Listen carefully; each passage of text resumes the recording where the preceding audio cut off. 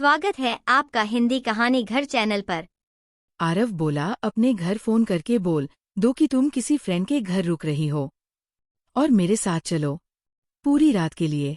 माया थोड़ी देर उसे देखती रही। तुम्हारे साथ पूरी रात? माया ने धीरे से पूछा। हाँ, अगर तुम चाहो, कोई जबरदस्ती नहीं, बस तुम्हारे साथ आज सब कुछ असली लगेगा। माया ने अपने फोन में कुछ टाइप किया, कॉल किया और कुछ सेकंड में बात खत्म कर दी। कहा दिया, मैं स्नेहा के घर हूं, अब चलो। उसने उसकी ओर देखा। उस निगाह में अब कोई झिझक नहीं थी। आरव का फ्लैट अब भी वैसा ही था, लेकिन इस बार कुछ अलग था। माहौल में अब इंतजार नहीं था, बल्कि तैयारी थी। जैसे हर कोना जानता हो कि आज कुछ बदलने वाला है। माया ने अपने गीले बाल खोल दिए। उसने अपनी साड़ी का पल्लू कंधे से उतारा और पास रखे टॉवल से हल्का सा खुद को सुखाया। आरव बस उसे देख रहा था। उसकी हर हरकत में नज़ाकत, उसकी सांसों में मादकता, लेकिन उस औरत की तरह जो खुद अपने फैसले लेती है। आरव, माया उसके पास आई, एकदम करीब। मैं यहाँ आई हूँ तुम्हारे लिए, लेकिन सिर्फ जिस्म के लिए नहीं। अगर ये रात सिर्फ एक खेल है तो मुझे अभी जाने दो। आरव ने उसकी उंगलियां थामी और कहा, नहीं माया, ये रात सिर्फ हमारे लिए है, तुम्हारे और मेरे, पूरे मन से। माया ने उसकी शर्ट की बटनें धीरे धीरे खोलनी शुरू की।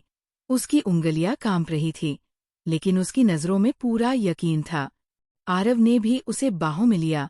वो सिर्फ छू नहीं रहा था, वो उसे महसूस कर रहा था, जैसे हर लम्हा उसकी सांसों में उतर रहा हो। धीरे धीरे कपड़े उतरे, परत दर परत, जैसे दोनों एक दूसरे के भीतर उतरते जा रहे हों।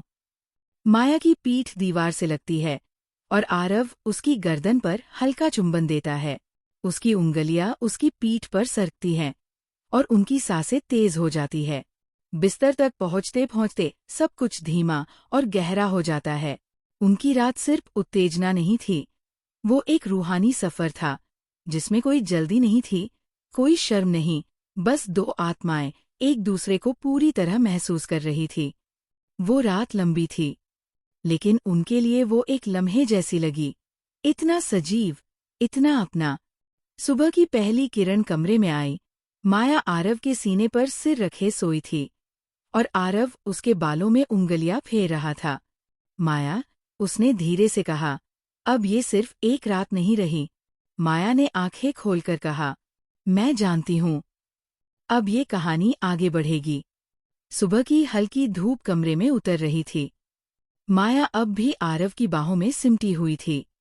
उसकी आंखें बंद थी, लेकिन चेहरे पर शांति थी, जैसे सब कुछ पूरा हो गया हो। आरव ने उसके माथे पर एक चुंबन लिया और फुसफुसाया, माया, चलो ना, कहीं दूर चलते हैं, सिर्फ हम 2 दिन, सिर्फ तुम और मैं, इस शोर से दूर, इस शहर से दूर। माया ने आंखें खोलीं, मुस्कराई और कहा, मुझे भी यही चाहिए, एक ऐसी जगह जहां कोई न हो, बस तुम हो और मैं। थोड़ी देर बाद माया ने अपने घर कॉल किया, मैं 2 दिन स्नेहा के साथ बाहर जा रही हूँ, वीकेंड ट्रिप है। आरव ने अपनी बाइक निकाली, एक छोटा सा बैग और कुछ जरूरी सामान।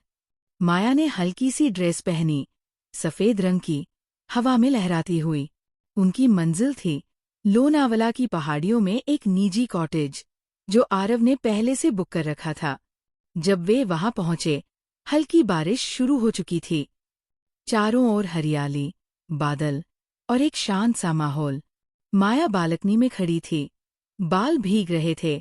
आरव पीछे से आया, उसकी कमर को थामा और कान में फुसफुसाया, तुम बारिश में और भी खतरनाक लगती हो। माया ने आंखें मूंद ली और उसके सीने से लग गई। आरव ने उसके गले पर होंठ रखे, उसकी गर्दन पर चुंबन दिए, धीमे लेकिन गहरे।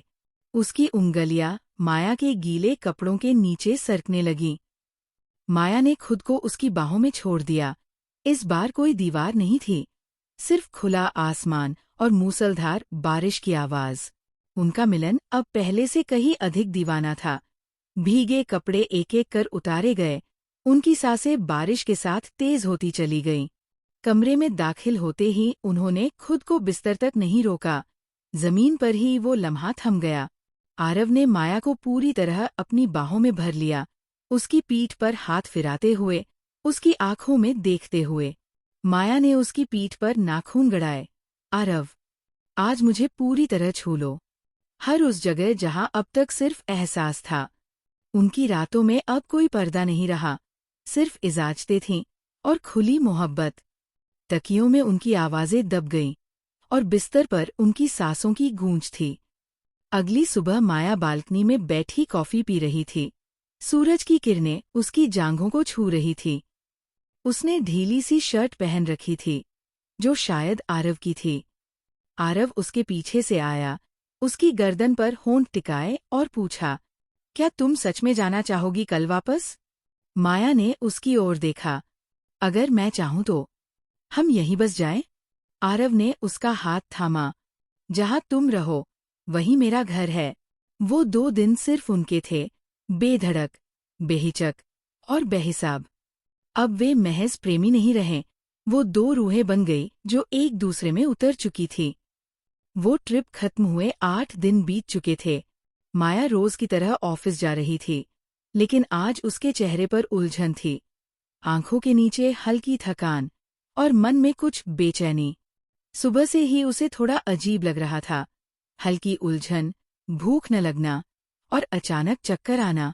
उसने पहले तो ध्यान नहीं दिया, लेकिन दोपहर तक शक गहराने लगा। शाम को माया ने घर आते ही खुद से एक सवाल किया, क्या ऐसा हो सकता है? अगले भाग के लिए जुड़े रहें चैनल के साथ। चैनल पर नए हैं तो सब्सक्राइब करें और कमेंट करके बताएं कहानी कैसी लगी।